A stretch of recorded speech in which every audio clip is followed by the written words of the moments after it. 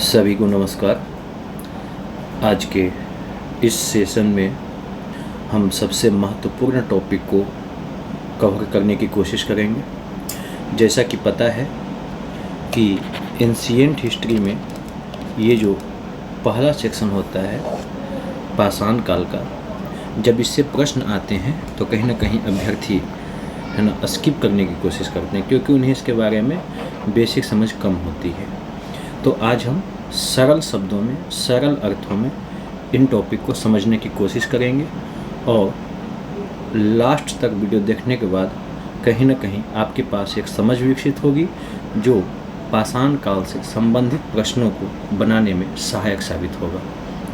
तो सबसे पहले हम कुछ चीज़ों को समझेंगे, जैसे कि अगर बाय द वे ये पूरा पाषाण है, फिर मध्य पाषाण है, फिर नव पाषाण है, इसका अर्थ है कि कहीं न कहीं इन तीनों कालों में कुछ अलग अलग विशेषताएं रही होंगी। अगर विशेषताएं अलग अलग नहीं थी तो फिर सभी काल को पूरा पाषाण काल ही कहते या नव पाषाण काल ही कहते। आखिर कोई न कोई विशेषताएं तो अलग अलग है, तभी उसको पूरा पाषाण में, कुछ को मध्य पाषाण में, कुछ को नव पाषाण में बांटे हैं। ठीक है। साथ ही एक चीज़ और पूछा जाता है कि कौन से स्थल पूरा पाषाण से रिलेटेड है, कौन नव पाषाण से रिलेटेड है, कौन मध्य पाषाण से रिलेटेड है। तो ये दो तरीके से प्रश्न पूछे जा सकते हैं। अब हम देखने की कोशिश करेंगे। सबसे पहले स्टार्ट करते हैं मानव के अफ्रीकी पूर्वज, यानी कि हम ये देखने की कोशिश करेंगे कि जो होमो सेपियंस कहते हैं उसका विकास कैसे हुआ। फिर हम भारत में पूरा पाषाण, मध्य पाषाण और नव पाषाण देखने की कोशिश करेंगे। जैसा कि आपको पता होगा ज्योग्राफी में कि पृथ्वी लगभग 6.5 अरब वर्ष पुरानी है और भूपटल का जो विकास हुआ है वह 4 चरणों में हुआ है। और चौथा जो लास्ट चरण था उसका नाम क्या था जी? क्वाटरनरी था। क्वाटरनरी को 2 चरणों में बांटा गया। एक हिमयुग चरण जिसे प्लीस्टोसीन कहा जाता है, दूसरा है उत्तर हिमयुग। ठीक है। उत्तर हिमयुग जो है वह 12,000 ईसा पूर्व से लेके आज तक चल रहा है, यानी कि अभी हम लोग कौन से काल में हैं, कौन से युग में हैं? उत्तर हिमयुग में। अब हम समझने की कोशिश करेंगे। सबसे पहले हम अफ्रीका में जाएंगे। इमेजिन कीजिए कि अफ्रीका में आप हैं। अफ्रीका में 60 लाख वर्ष पहले दक्षिण और पूर्वी अफ्रीका में, यानी कि लगभग जो ड्रेकेंस वर्ग पर्वत का जो इलाका है, ठीक है, वहाँ के आसपास एक होमिनिड्स का उदय होता है। होमिनिड्स का। अब ये होमिनिड्स जो है यह मानव नहीं है, मानव के समान दिखने वाले पशु थे। ठीक है। होमिनिड्स के बाद जो है आपका ऑस्ट्रेलोपिथेकस आया। कौन आया जी? ऑस्ट्रेलोपिथेकस। ऑस्ट्रेलोपिथेकस जो है यह लंगूर प्लस मनुष्य का संगम था, यानी एक ऐसा जीव था जिसमें कुछ मनुष्य के भी गुण थे और कुछ लंगूर का गुण था। तो यानी ऑस्ट्रेलोपिथेकस में मनुष्य के कुछ तत्व पाए गए, इसीलिए ऑस्ट्रेलोपिथेकस को जो है प्रोटो होमिनिड या आद्य मानव कहा गया। यानी कि मानव का पुराना वर्जन क्या कहलाया जी? ऑस्ट्रेलोपिथेकस। यानी कि कहीं ना कहीं ऑस्ट्रेलोपिथेकस जो लंगूर टाइप का था उसमें मनुष्य के कुछ गुण पाए जा रहे थे। ऑस्ट्रेलोपिथेकस के बाद क्या हुआ कि अब होमो का उदय हुआ। होमो मीन्स मानव का। सबसे पहले क्या था जी? होमोनिड्स टाइप जीव था। उसके बाद लंगूर में थोड़ा थोड़ा मनुष्य का गुण शामिल हुआ। उसके बाद क्या हुआ? संपूर्ण मानव का उदय हुआ। अब होमो में जो उदय हुआ, सबसे पहले उदय हुआ होमो हैबिलिस का। किसका? Homo habilis. होमो हैबिलिस जो है यह पूर्वी और दक्षिण अफ्रीका में इनका उदय हुआ। यह मनुष्य प्रजाति में थोड़ा कुशल था। कार्य इसका था पत्थर के टुकड़ा कर औजार बनाना और धारदार औजार बनाने का। होमो हैबिलिस के बाद जो मानव आया उसको कहा गया होमो इरेक्टस। और होमो इरेक्टस का अर्थ होता है जिसका तना हुआ गर्दन हो, यानी कि गर्दन जिसका, जैसे आम आजकल जो है मनुष्य का जैसा गर्दन होता है वैसा ही गर्दन जो है होमो इरेक्टस का पाया गया। और यह लगभग 18 से 16 लाख वर्ष पूर्व अफ्रीका में है। होमो इरेक्टस की खास विशेषता थी कि अब यह पत्थर नहीं बल्कि कुल्हाड़ी का प्रयोग करने लगा। हैंड एक्स इसको कहते हैं। ठीक है। हाथ वाली कुल्हाड़ी का प्रयोग करने लगा। कौन? होमो इरेक्टस। इसका विशेषता है। होमो इरेक्टस ही सबसे पहले जो है आग बनाने की पद्धति का पता लगाया।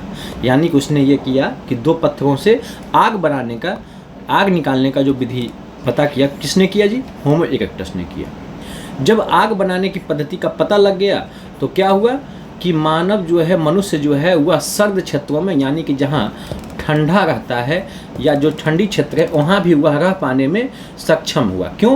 क्योंकि आग जला के वहाँ पे ऊष्मा को बरकरार रखता था।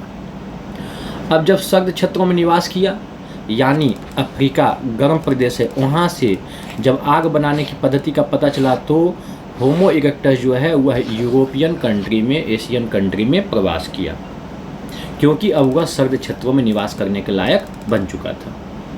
ठीक है, लंबी दूरी की यात्रा किया, चीन, दक्षिण एशिया और साउथ ईस्ट एशिया में बस गया। होमो इरेक्टस के बाद जो आया उसका नाम है होमो सेपियंस, और ये आप लोग सभी जानते हैं कि मनुष्य का वैज्ञानिक नाम क्या है जी? होमो सेपियंस लिंग। अब होमो सेपियंस का अर्थ होता है बुद्धिमान व्यक्ति। जैसे होमो इरेक्टस का अर्थ क्या था? तना हुआ गर्दन, वैसे ही होमो सेपियंस का अर्थ क्या हुआ? बुद्धिमान व्यक्ति। और इसका जो विशेषता था कि माथा बड़ा था जैसा हम लोगों का होता है, और हड्डी पतली थी, यानी इसका शरीर आधुनिक मनुष्य जैसा था, इसीलिए हम लोग जो है होमो सेपियंस कहलाते हैं। अब ये तो अफ्रीका में उदय हो गया सभी होमो सेपियंस का, होमो हैबिलिस का, होमो इरेक्टस का। जब होमो सेपियंस भारतीय उपमहाद्वीप में विस्तार लिया तो अब हम लोग देखते हैं कि भारत में कहाँ कहाँ से इनके साक्ष्य प्राप्त हुए, यानी भारत में प्रारंभिक मानव के बारे में देखते हैं। आप देखे होंगे कि हिमालय के आसपास जो है शिवालिक पहाड़ी है, और पाकिस्तान में बलूचिस्तान के आसपास पोतवार का पठार है पाकिस्तान में। उसी एरिया में दो खोपड़ी मिला, एक रामापिथेकस कहा गया और दूसरे को कहा गया शिवापिथेकस। रामापिथेकस खोपड़ी के बारे में कहा जाता है कि यह स्त्री की खोपड़ी थी। ठीक है, उसके बाद जो है आरंभिक मानव का जो साक्ष्य मिला वह सन 1982 में हथनौरा, जो मध्य प्रदेश में है, नर्मदा के मध्य घाटी में है, वहाँ से होमिनिड के खोपड़ी की खोज की गई और ऐसा अंदाज लगाया गया कि यह कहीं ना कहीं होमो सेपियंस का ही खोपड़ी है। ठीक है, अब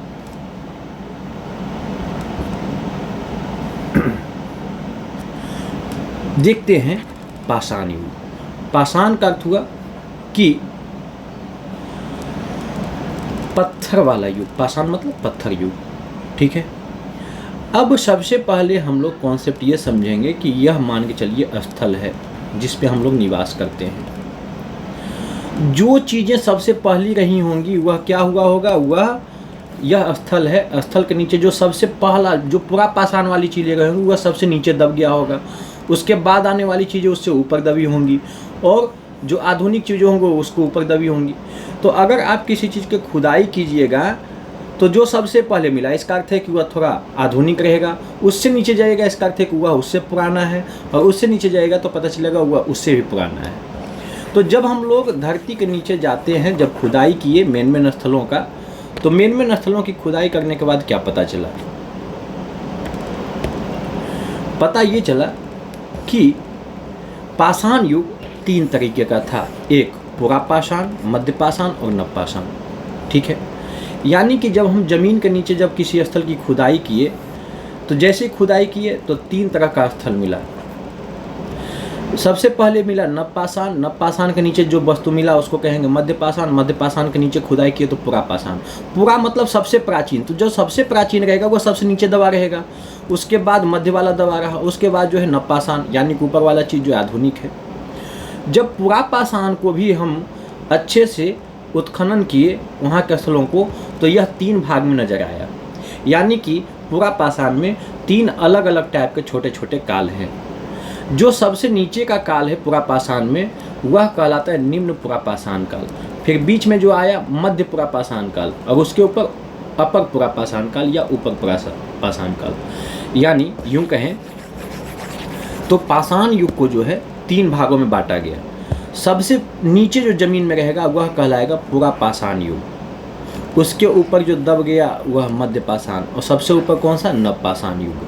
ठीक है, जब पुरा पाषाण युग में जब खनन करके पहुँचे तो वहाँ पता चला कि वहाँ 3 लेयर है। सबसे निचला लेयर को कहा गया निम्न, मतलब सबसे नीचे, निम्न पुरा पाषाण युग, फिर मध्य पुरा पाषाण युग, फिर अपर पुरा पाषाण युग। तो यह कोई पूछे कि सबसे आधुनिक युग कौन सा है तो नव पाषाण, उसके बाद कौन सा है पुराना? मध्य पाषाण, उसके पुराना कौन है? पुरा पाषाण। पुरा पाषाण में कोई पूछे कि कौन सा सबसे पुराना है तो निम्न पुरापाषाण, और सबसे कम पुराना कौन है? अपर पुरापाषाण। अब भारत में जो है पुरापाषाण युग की शुरुआत कब होती है? लगभग 6 लाख ईसा पूर्व से 10,000 ईसा पूर्व तक को कहा गया पुरापाषाण काल। मध्य पाषाण काल को कहा गया 10,000 से 4,000 BC को कहा गया मध्य पाषाण युग, और लगभग 5,000 से 2,500 ईसा पूर्व तक को कहा गया नवपाषाण युग। अब ऐसा नहीं है कि 4,000 ईसा पूर्व आया तो कल से जो है नवपाषाण स्टार्ट हो गया, नहीं, संक्रमण फेज होता है। इसलिए ईस्वी को बस एक माइंड मैप की तरह देखना है, ईस्वी को एग्जैक्ट याद नहीं करना है, ठीक है। अब आते हैं कि आखिर कोई न कोई विशेषता रही होगी पुरापाषाण काल के अंदर, जिससे हम निम्न पुरापाषाण, मध्य पुरापाषाण, अपर पुरापाषाण को बांटेंगे, वरना पुरापाषाण युग एक ही क्यों नहीं रहा? इसके अंदर 3 लेयर का थे कि तीनों की अलग अलग विशेषताएं रही होंगी। तो देखते हैं, पहला है निम्न या प्राचीन पुरापाषाण युग, पुरापाषाण युग, ठीक है। अभी हम लोग देख रहे हैं बस पुरापाषाण को, पुरापाषाण के बाद देखेंगे मध्यपाषाण, तब नवपाषाण। अब जब पुरापाषाण में देख रहे हैं तो पहला हम लोग देखेंगे निम्न या प्राचीन पुरापाषाण युग। यह भारत में 6 लाख वर्ष से ज़्यादा प्राचीन नहीं है, यानी कि ऐसे भी हमने आपको बताया कि पुरापाषाण युग 6 लाख से 10,000 ईसा पूर्व तक है, तो भारत में 6 लाख प्लस वर्ष से ज़्यादा यह प्राचीन नहीं है। कौन? निम्न प्राचीन पुरापाषाण युग। अगर कोई पूछे कि महाराष्ट्र में जो बोरी नामक स्थल है यह किस लिए प्रसिद्ध है? क्योंकि यह भारतीय उपमहाद्वीप में निम्न पुरापाषाण युग का सबसे महत्वपूर्ण स्थल है। यहीं से पता चला कि सबसे निम्न पुरापाषाण युग का स्थल कौन सा है जी? महाराष्ट्र में बोरी। साथ ही बोरी के अलावे कुछ और स्थल ऐसे हैं जो कि निम्न पुरापाषाण युग से संबंधित है, जैसे पंजाब में सोहन घाटी, कश्मीर थार रेगिस्तान, राजस्थान में डिडवाना झील, बेलन घाटी, यूपी में नागार्जुन कोंडा, भीमबेटका, ये सब कहाँ से रिलेटेड है? निम्न पुरापाषाण युग से। अब निम्न पुरापाषाण युग का कुछ न कुछ विशेषता रहा होगा। क्या विशेषता है? इस टाइम क्या था कि जो भी मानव थे वह मानव जो है गुफाओं में निवास करते थे, पत्थर की गुफाओं में, चट्टान की में गुफा बना के आश्रय लेते थे, हाथ की कुल्हाड़ी का प्रयोग करते थे, गड़ासा यानी कि पत्थर का इस टाइप का होता था औजार, गड़ासा का प्रयोग करते थे, चाकू का प्रयोग करते थे। अब निम्न पुरापाषाण युग में मानव जो है खेती नहीं करता था, वह क्या करता था? अपने पेट भरने के लिए, जीवन निर्वाह के लिए जानवरों का शिकार करता था। तो शिकार इसका मुख्य विशेषता रहा। अब आते हैं मध्य पुरापाषाण युग में। अभी हम लोग पुरापाषाण में निम्न पुरापाषाण पढ़े, अब मध्य पुरापाषाण पढ़ते हैं। जैसे जैसे मानव आगे बढ़ेगा, जैसे आप ये समझते होंगे कि 1980 के आसपास जो आपका कंप्यूटर होता था पूरा एकदम बड़ा वाला मॉनिटर होता था, उसमें अलग CPU होता था, बहुत बड़ा बड़ा, समझ गए। और आजकल क्या है कि ऑल इन वन PC आ गया, सब कुछ एकदम शॉर्ट, मतलब छोटा होते जा रहा है। तो उसी तरीके से जैसे जैसे मानव आगे विकास करता गया, उसका औजार जो है वह छोटा होता गया, ठीक है, पतला होता गया, तीक्ष्ण होता गया, धारदार होता गया, आधुनिक होते गया। तो मध्य पाषाण युग में जब जाएंगे तो वहाँ पे बर्छी, खुरचन, पत्ती वाला एकदम पतला पतला औजार जो है मानव बनाना शुरू कर दिया। मध्य पुरापाषाण युग का जो स्थल है कहाँ कहाँ आपको मिलेगा? तो यूपी में बेलन घाटी, नर्मदा, तुंगभद्रा की घाटी में, बेसिन में आपको मध्य पुरापाषाण युग मिलेंगे। अब बात आती है कि भीमबेटका से किससे संबंधित है? तो भीमबेटका के जो चित्र हैं वह, उसके अधिकतर चित्र जो हैं वह मध्य पुरापाषाण युग से संबंधित है। अगर पूछ दिया पीटी में प्रश्न कि भीमबेटका के चित्र संबंधित हैं किससे, तो अगर मध्य पुरापाषाण ऑप्शन है तो ये आंसर होगा। अगर मध्य पुरापाषाण ऑप्शन नहीं है तो मध्य पुरापाषाण काल किसके अंतर्गत आता है? तो पुरापाषाण काल के अंतर्गत, तो पुरापाषाण में आ जाएगा, ठीक है।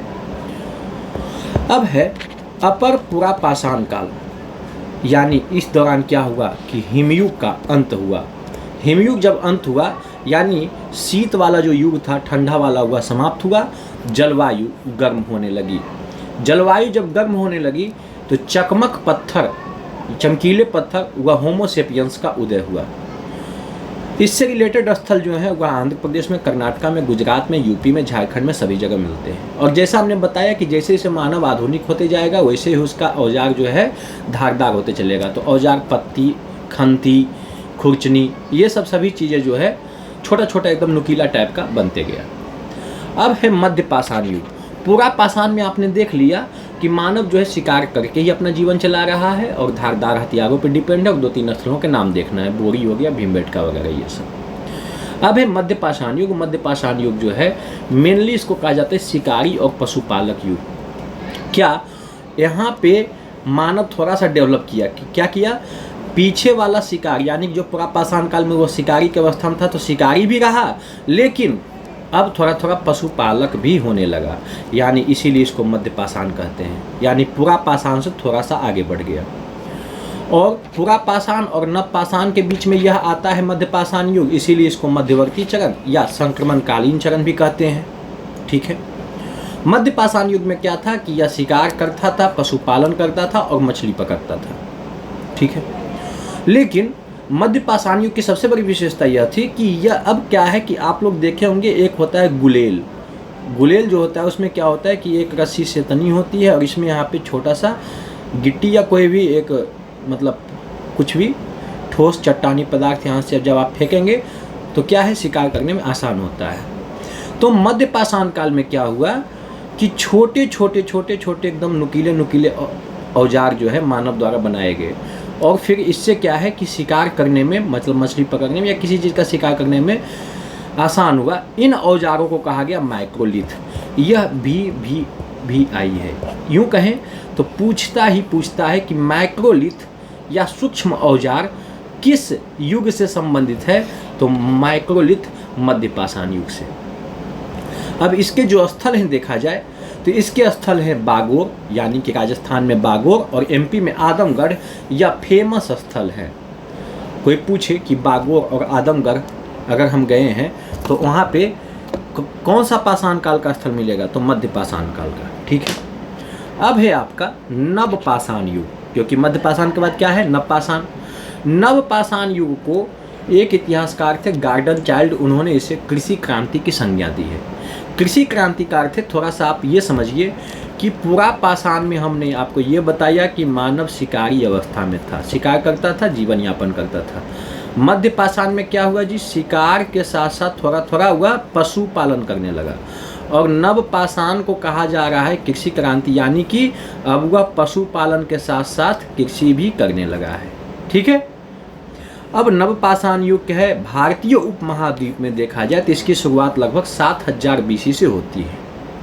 और जब 7000 BC से होता है तो कोई ये पूछ सकता है कि 7000 BC से बता रहे हो कि नव पाषाण काल की शुरुआत होती, तो कैसे पता चला?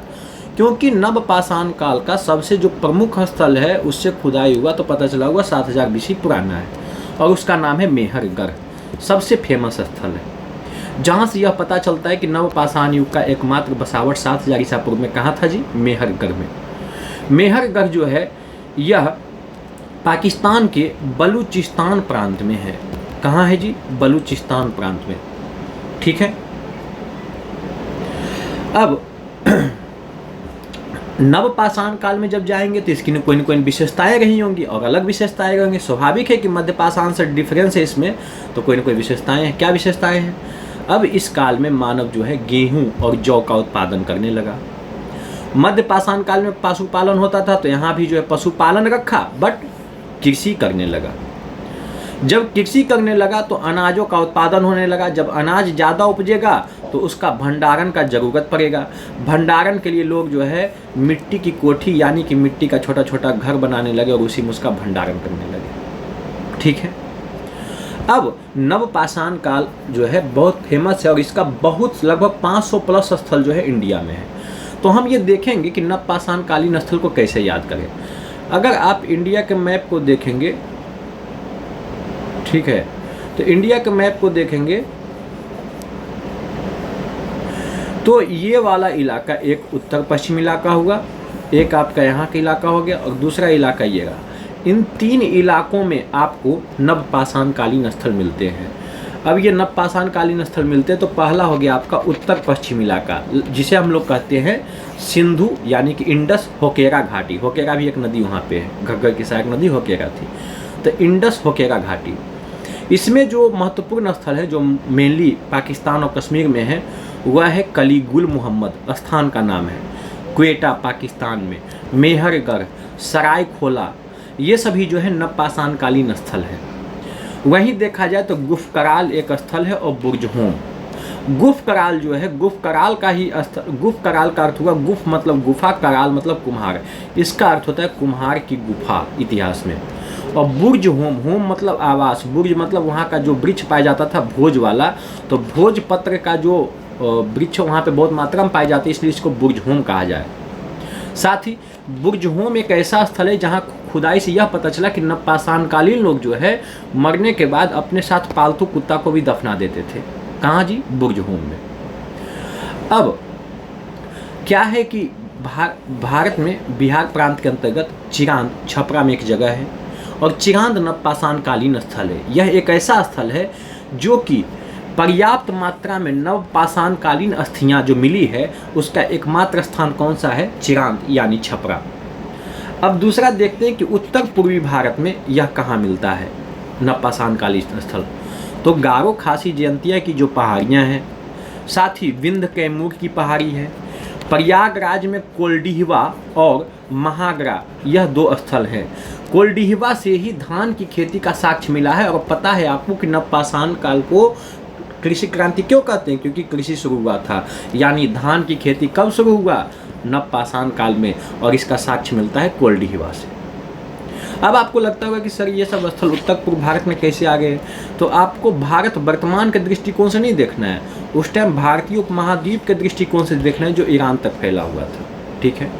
साथ ही कैमूर में सेनुआर पहाड़ी जो रोहतास में है, गया में ताराडीह जो एक स्थल है, ये सब नवपाषाणकालीन स्थल है।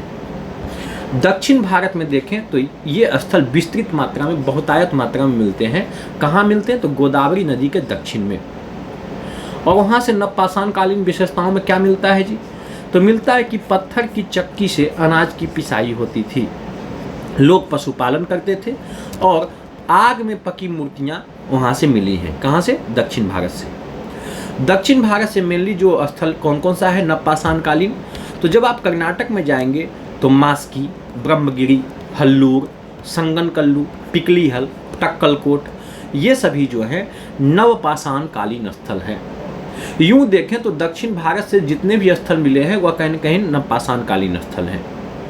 तमिलनाडु में जब जाएंगे तो पय्यमपल्ली एक जगह है जो कि नवपाषाणकालीन स्थल है। और आंध्र प्रदेश में उतनूर फेमस स्थल है नवपाषाणकालीन। पिकलीहल कर्नाटक में जो नवपाषाणकालीन स्थल है, इसमें क्या है कि जो वहाँ के मानव होते थे वह गोबर का ढेर जमा करते थे।